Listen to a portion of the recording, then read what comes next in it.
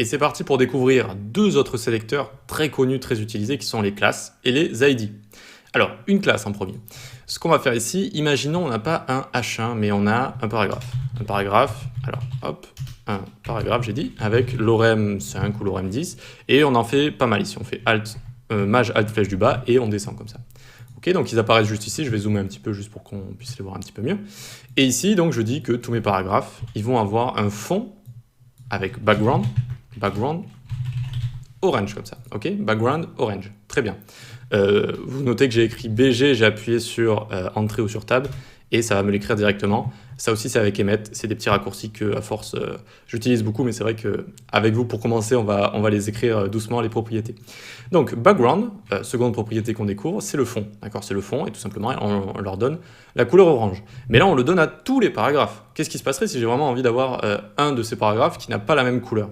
Là, je vais pouvoir utiliser les classes et les ID. Alors la classe, pour commencer ici, classe est égale, et on peut marquer txt1 comme ça.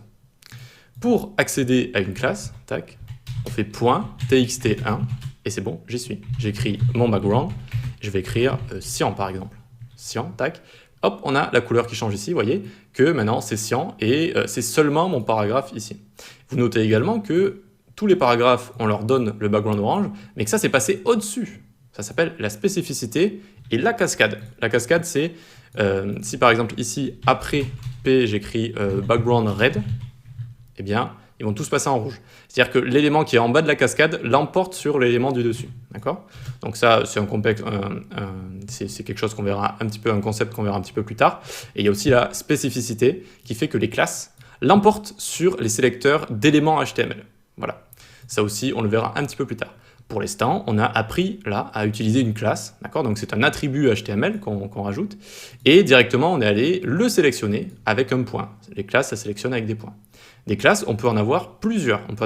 Ici, je peux mettre txt info par exemple, hop, et je vais pouvoir y accéder également, tout simplement. Regardez, txt info, tac, et je vais changer la couleur par exemple. Couleur, on va mettre la couleur green de base, hop, comme ça on le verra un petit peu mieux. Même si c'est pas foufou, en tout cas, vous pouvez voir que voilà, la couleur, elle a changé, d'accord? Donc, on peut mettre plusieurs classes, autant de classes qu'on veut, et ensuite, on peut venir les styliser comme ça. Maintenant, on va voir l'ID. L'ID, par exemple, on va en mettre un ici. ID est égal, c'est aussi un attribut, et ici, je vais mettre txt4, par exemple.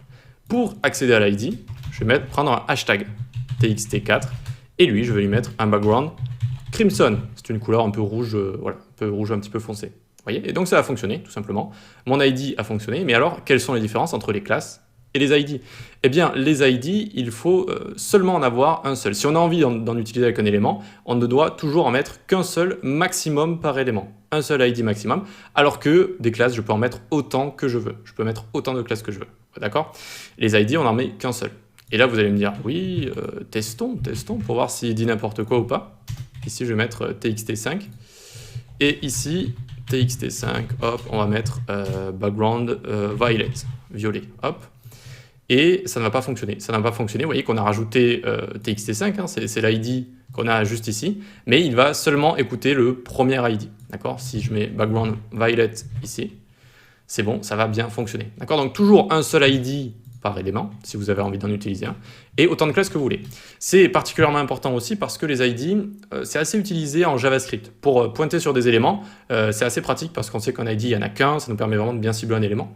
Même s'il existe beaucoup de techniques, il n'y a pas que ça, pour cibler un élément en JS. Mais du coup, s'il y a plusieurs éléments qui ont un ID, si un élément a plusieurs ID, ça va provoquer des conflits qu'on n'a pas du tout envie de provoquer. D'accord? Donc c'est un ID par élément et un ID unique. C'est-à-dire que je ne vais pas commencer à m'amuser à mettre ID, mon ID, tac, et puis le mettre partout. D'accord? Si je le mets partout ici, Alt, clic, tac, hop. Si je le mets partout et que mon ID, je mets le fond ici, ça va fonctionner sur tous les éléments. Un peu comme si j'avais mis une classe. Et là, vous allez me dire, bon, ben, ça va, c'est pas si grave, ça fonctionne. Mais déjà, le navigateur n'apprécie pas trop. Ce n'est pas une bonne manière. Encore une fois, Google et les navigateurs, ils vont le voir, donc ils vont vous noter dessus. Et encore une fois, en JavaScript, si vous dites en JavaScript, OK, j'ai envie de sélectionner l'ID, mon ID, et que vous commencez à animer ça, que vous commencez à rajouter du texte, du contenu, à créer du contenu à partir de ça, eh bien, ça va être n'importe quoi. Ça va créer du contenu sur les 3 paragraphes, les animer, etc. Donc toujours un seul ID. OK pour ça? Allez, on passe à la suite.